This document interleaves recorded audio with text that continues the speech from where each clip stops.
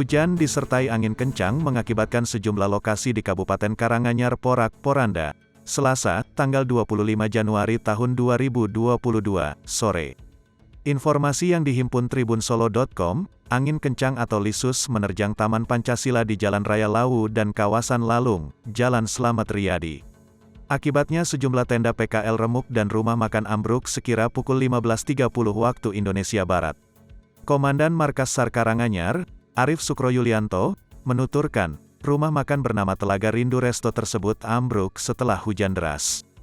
Sekitar pukul 15 lebih tadi mulai hujan lebat sekaligus angin kencang, khususnya di Karanganyar Kota, jelas dia kepada tribunsolo.com. Selain itu juga ada beberapa pohon yang tumbang, kata dia. Arif menjelaskan, bangunan rumah makan yang ambruk tersebut terbuat dari bambu dan beratapkan dari jerami kering yang juga ditopang dengan bambu. Struktur bangunan yang ambruk tersebut, kata dia, diperkirakan memiliki panjang 30 meter dengan lebar 5 meter di bagian depan rumah makan.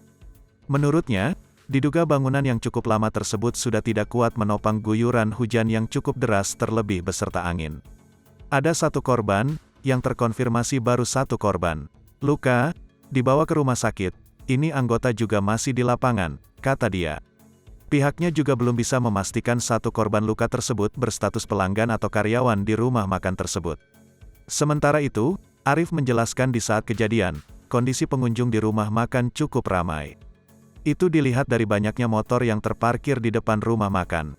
Kira-kira ada 10 motor yang terkena robohan, tapi itu belum bisa dipastikan juga. Ini masih tertutup, masih evakuasi, paparnya. Di sisi lain, pihaknya juga saat ini sedang melakukan evakuasi sejumlah pohon tumbang yang terjadi di wilayah Karanganyar karena guyuran hujan tersebut. Arif pun mengimbau kepada masyarakat untuk selalu waspada terlebih di musim seperti ini.